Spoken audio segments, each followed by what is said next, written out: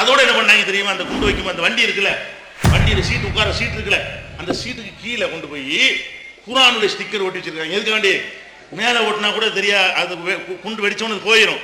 பிந்தி நோண்டி கிண்டி பார்ப்பாங்க, குர்ஆன் எழுத்துலாம் இருக்குமா, பாய் தான் வச்சான்னு நினைச்சுக்குவாங்க. அப்படி எப்படி ஐடியா, அந்த வண்டியில சீட் இருக்கும்லங்க, தூக்கிட்டு பெட்ரோல் ஊற்றுவோம்ல, சீட்டை கிளப்பிக்கிட்டு கீழே பெட்ரோல் ஊத்துற டேங்க் இருக்குமா இல்லையா, அதுல கொண்டு ஸ்டிக்கர் ஓட்டுறாங்க. குர்ஆன் ஆயத்தை கொண்டு முதல்ல முஸ்லீம் ஓட்டுவானா, குர்ஆனுக்குள்ள உட்காருவானா ஒருத்தன், குர்ஆன் ஆயத்தை போட்டு, அது அறிவு கிடையாது. என்ன நினைச்சுக்கிறாங்களா, அது முஸ்லீம் மாட்டனு. அது மாத்திரம் இல்லாம அந்த இடத்துல என்ன செய்றாங்கன்னா, உருதுல கொஞ்சம் பிரசுரத்தை ரெடி பண்ணி பரப்பிட்டு போறாங்க. அந்த இடத்துல என்ன செய்றாங்க, உருதுல கொஞ்சம் பிரசுரங்கள்லாம் போட்டு குர்ஆன் எழுத்து, அரபி எழுத்து, உசாமா எழுத்து அப்படின்னு சொல்றதுக்காக வேண்டி இதெல்லாம் பண்ணி செட்டப்லாம் பண்ணிட்டாங்க. இப்ப இந்த மெட்டீரியல் வந்து கண்டுபிடிச்ச உடனே இந்த பொம்பளை தூக்கிட்டாங்க. யார் தூக்கிட்டாங்க, இந்த சாமியார வந்து தூக்கியாச்சு. தூக்குனா இந்த பொம்பளையும் ராஜ்நாத் சிங் இருக்கிறாரு, ரெண்டு பேரும் ஒன்னா அப்படி நெருக்கமா இருக்கக்கூடிய காட்சியெல்லாம் போட்டாலும் வருது. அப்ப இது யாரோட தொடர்பு, இந்த பொம்பளைக்கு பிஜேபி உடைய அகில இந்திய அகில உலக தலைவர் இருக்கார் ராஜ்நாத் சிங்.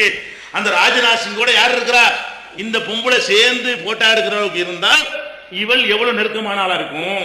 ஒரு ஆளு போய் ஒரு அகில இந்திய தலைவரோட நெருக்கமா போட்டோ எடுக்கிற ஆளா இருந்தால் அது வந்து அவங்களுக்கு நல்லா தெரிஞ்சு அறிமுகம் இல்லாதவரோட போட்டோ எடுப்பாங்க. அது மாத்திரம் இல்ல, மத்திய பிரதேச முதலமைச்சர் பிஜேபி காரர் இருக்காரு, அவரும் இந்த பொம்பளை இருக்கிற மாதிரி. அப்போ வண்டி மத்திய பிரதேசத்தில் வாங்கினது. அது போக இந்த பொம்பளுடைய ஆசிரமம் எங்க இருக்கிற, குஜராத்தில் இருக்கிறது. குஜராத்தில் மோடி இந்த பொம்பளைக்கு நிறைய உதவி செஞ்சாருங்கிறனால இப்ப வருது. அப்ப என்ன பண்றாங்கன்னா, ராஜ்நாத் சிங் சீனுக்கு வர்றாரு, மத்திய பிரதேச முதலமைச்சர் வர்றாரு, குஜராத் மோடி வர்றாரு, எல்லாருமா சேர்ந்து ஒரு டோட்டல் பிளான் பண்ணி அடுத்த ஆட்சியை கைப்பற்றுவதற்காக வேண்டி இதை முஸ்லீம் மேல போட்டு சீக்கிரம் முடிச்சிடணும். அப்படின்னா முஸ்லீம் எல்லாம் கோபமா இருப்பாங்க, அந்த கோபத்தை வந்து ஓட்டாக அறுவடை செஞ்சுக்கிறேன்னு காங்கிரஸ் முஸ்லீம் சப்போர்ட் பண்ணுது, நீங்க எங்களுக்கு சப்போர்ட் பண்ணுங்க, இவங்க முடிச்சு ஆகணும்.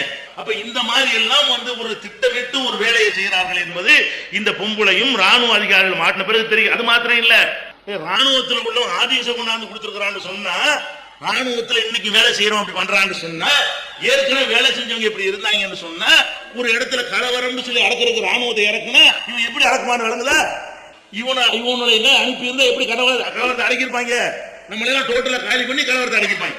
வழங்குதுல இப்ப. அப்ப ராணுவத்துக்குள்ளையும் ஊடுருவி கொண்டு ரொம்ப கேடுகட்ட வேலையை செய்து நாட்டையே நரகமாக்க, நாட்டையே துண்டா திட்டமிட்டு இந்த சங் பரிவார கும்பல் என்ன செய்து செயல்பட்டு இருக்கிற காட்சியை பார்க்கிறோம்.